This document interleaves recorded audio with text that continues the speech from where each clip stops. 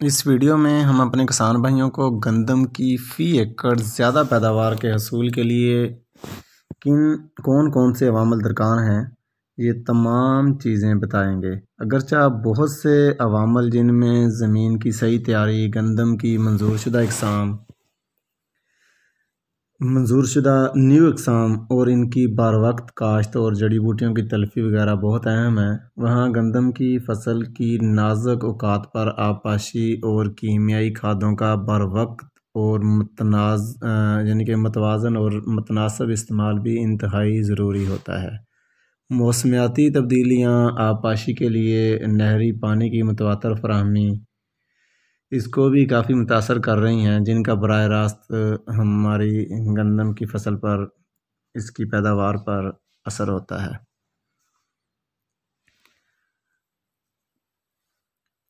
जिन फसलों की बरवक़्त आबपाशी ना हो सके, उनकी फ़ी एकड़ पैदावार में भी कमी वाक़या हो जाती है।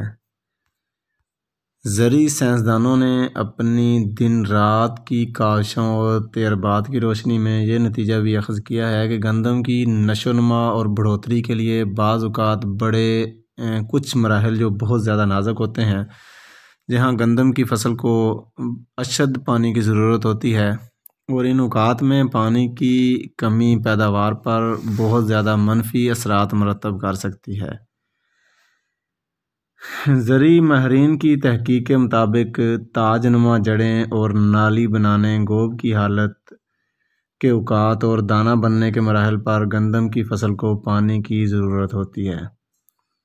ताजनुमा जड़ें, आप अपना कोई भी गंदम का बूटा उखाड़ कर देख सकते हैं तो आपको पता चल जाएगा कि ताजनुमा जड़ें जो हैं वो तकरीबन गोब की हालत से थोड़ा पहले बन चुकी होती हैं, जब गंदम अपनी नाली बना रही होती है। गंदम की फसल काश्त से लेकर कटाई तक तकरीबन 150 दिनों में पककर तैयार हो जाती है। इस दौरान फसल की बढ़ोतरी में चंद एक नाजुक मराहिल आते हैं, जिन पर बर वक्त आबपाशी भरपूर पैदावार के लिए अशद ज़रूरी होती है। ये मराहिल ज़िम्मेदारों को कोशिश करना चाहिए कि कागज़ पर लिख कर रख लें कि कौन कौन से मराहिल इनकी फसलों के लिए पानी के लिए बहुत ज़रूरी हैं। गंदम की फसल को दूसरा पानी बिजाई के 80 से 90 दिन बाद लगाना चाहिए। ये पक्के इलाकों के लिए है, जो अच्छे रकबे हैं, महरा ज़मीन है, उनके लिए है। रेतले इलाकों में तो बिजाई के तकरीबन कोई 10 दिन बाद कहीं पानी लग रहा होता है और कहीं 20 दिन बाद लग रहा होता है। जब फसल गोब की हालत में हो, इस मरला पर सिट्टा पौधे के अंदर होता है, और अगर इस मौका पर पानी ना दिया जाए तो सिट्टे छोटे रह जाते हैं। बाज़ हमारे फार्मर जो किसान भाई हैं वो बारिश का सुन लेते हैं टीवी में और 5-5, 10-10 दिन अपनी गंदम की फसल को पानी नहीं लगाते, तो गंदम की फसल गोब की हालत में होती है और सिट्टा पौधे के अंदर होता है, तो सिट्टा उनका पानी ना देने की वजह से छोटा रह जाता है। कोशिश करें इन दिनों पानी की ज़रूरत होती है पौधे को, इंतज़ार ना किया जाए बारिश का या किसी भी मौसम का या नहर का पानी आने का, उनको बर वक्त ट्यूबवेल चलाकर पानी देना चाहिए। सिट्टों में दानों की तादाद पानी ना देने की वजह से कम हो जाती है, जो दाने बनते हैं उनका वज़न कम हो जाता है, पैदावार में तकरीबन 26% तक कमी वाक़या हो जाती है। अगर हालात साजगार हों तो पहले और दूसरे मरले के दरमियान जब गंदम में नाली बनने का अमल हो तो पानी लगाया जा सकता है। अगर सिर्फ एक पानी मुहैया हो तो इसे ताजनुमा जड़ें जब पौधे की बन रही होती हैं उस वक़्त लगाना चाहिए।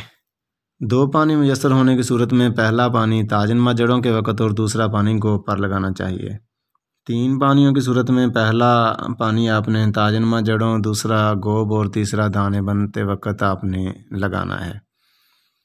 अगर कुल 4 पानी हो तो पहला ताजनुमा जड़ों की वक़्त और दूसरा गोब पर, तीसरा ज़ेरगी या बूर आने पर, यानी जिस टाइम आपका सिट्टा बाहर निकल रहा होता है, पोलिनेशन का अमल होता है, उस वक़्त लगाना है, और चौथा पानी आपने दाना बनते वक़्त लगाना है।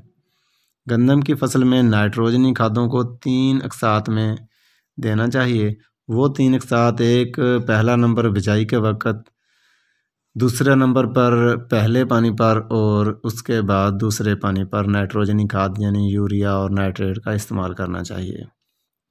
नाइट्रोजनी खाद गंदम का सिट्टा निकलने से पहले मुकम्मल कर लेनी चाहिए, क्योंकि नाइट्रोजनी खाद का देर से इस्तेमाल फसल पर काला तेला या दूसरा जो हम जिसे सुस्त तेला कहते हैं उसके हमले का बायस भी बन सकता है।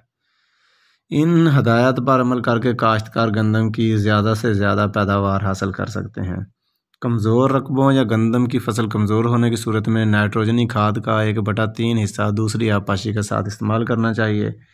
गुज़श्ता सालों में गंदम की फसल पर हमारे किए गए तजर्बात के नतीजे में बोरान और कापर का इस्तेमाल बहुत ही अहम है, और पोटाश गोब की हालत में ये भी बहुत अहम है, क्योंकि अक्सर ज़मीनों में इनकी कमी देखने में आ रही है, जिससे हमारी पैदावार में खातिर-ख्वाह कमी वाक़या हो जाती है। गंदम के काश्तकार गोब मरला पर बोरान, जिंक और कापर और दूसरी कैटालिस्ट FMC वालों की पोटाश 30% वाली उसका स्प्रे लाजमी करें। अगर काश्तकार इस मरला पर इन चीज़ों का स्प्रे करते हैं तो बहुत ही बेहतर नताइज हासिल हो सकते हैं। गोब की हालत में सिट्टा अभी पौधे के अंदर ही छुपा हुआ होता है। इस मरला पर की गई आपाशी फूल बनाने, इनका सर्दी से तहफ़्फ़ुज़ और सिट्टों पर ज़्यादा से ज़्यादा दाने बनाने में मदद देती है। इसलिए काश्तकार गोब की हालत में भी गंदम की फसल पर आपाशी का ख़ुसूसी ख्याल रखें। सबसे अहम और नाजुक मरला गोब की हालत होती है।